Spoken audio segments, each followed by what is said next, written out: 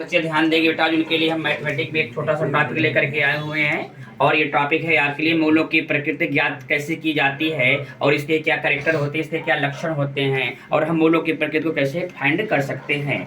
सबसे पहले लिखा गया है बेटा, जो समीकरण आपको दिया रहता है उसकी हम तुलना ax² + bx + c से क्या करते हैं, तुलना करते हैं। और फिर तत्पश्चात समीकरण में a, b तथा c की वैल्यू को निकालते हैं। फिर हमारे पास एक क्वेश्चन आता है d = b² - 4ac का मान ज्ञात करते हैं। अब देखिए बेटा, जो d होता है वो आपका विविक्तिकर कहलाता है। d = अगर 0 आ गया है तो मूल समान होते हैं, वास्तविक होते हैं और परमेय होते हैं। यदि d > 0 आया हुआ है तो समीकरण के मूल असमान होते हैं, वास्तविक एवं परमेय होते हैं। यदि d < 0 आया हुआ है तो समीकरण के मूल असमान, अधिकल्पित होते हैं।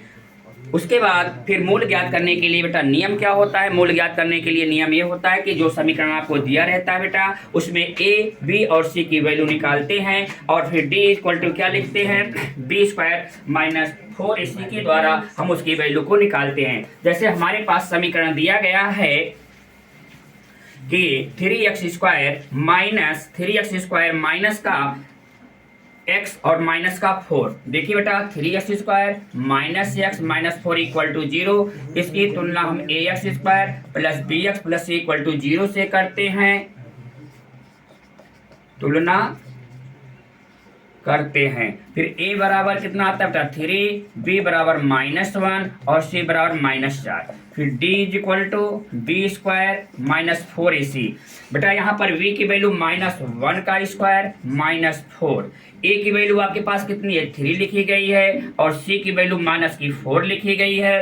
बेटा माइनस का स्क्वायर कितना होता है, जैसे यहाँ पर हमने आपको कहा कि -1 × -1 तो माइनस माइनस प्लस होता है, मल्टीप्लाई में माइनस को माइनस से मल्टीप्लाई करेंगे प्लस आता है, इसलिए कितना जाता है, इसकी वैल्यू 1 हो जाती है। और माइनस माइनस प्लस 4 4 जा 16 होता है, 16 3 जा 48 होता है। और ये हमारे पास आ गया d = 49 आ गया। कहने का अर्थ ये है बेटा कि जो हमारा समीकरण है, जो विविक्तिकर है, एक वास्तविक संख्या मिल गई है जिसे हम b² - 4ac द्वारा ज्ञात किए और ये हमारी जो वैल्यू आई ये 49 आ गई। अभी मैंने आपको बताया था कि d > 0 है तो समीकरण के मूल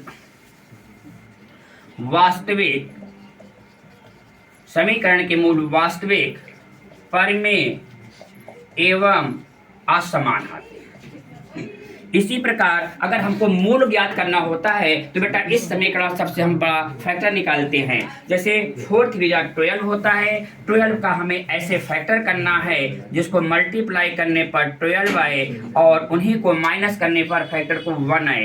तो हमने आपसे कहा था बेटा कि सबसे पहले 3 और 4 को आपस में मल्टीप्लाई कर लेते हैं, 3 4 जा 12 होता है। 12 का ऐसा फैक्टर करेंगे जिसको मल्टीप्लाई करने पर 12 आए और माइनस करने पर 1 आए, तो 4 3 जा 12 आता है। अब इसको हम ब्रैकेट में लिख करके इसकी हम वैल्यू को निकाल लेते हैं, माइनस का 4x माइनस माइनस प्लस और 4 = 0 आ जाता है।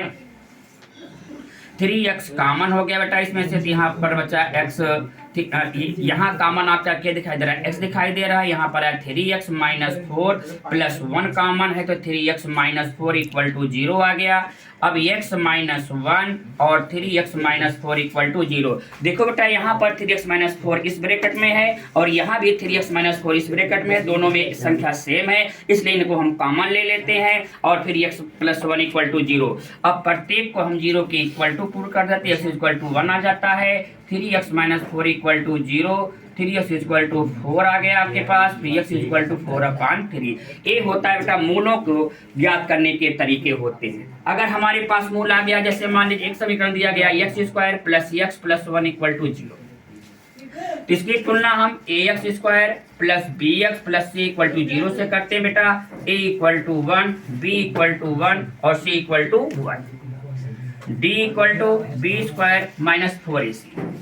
यहाँ 1 का स्क्वायर -4 × 1 × 1 आ गया बेटा, 1 - 4 आ गया। d = -3। मूल क्या होगी, मूलों की प्रकृति क्या होगी, अभी आपको मैंने बताया था कि अगर आपके पास d की value d is less than equal to 0 है तो मूल क्या होते हैं बेटा? अधिक कल्पित। मूल अधिक कल्पित होते हैं। तो इसके d इक्वल टू 0 आ गया तो मूल क्या हो गए बेटा? अधिक कल्पित।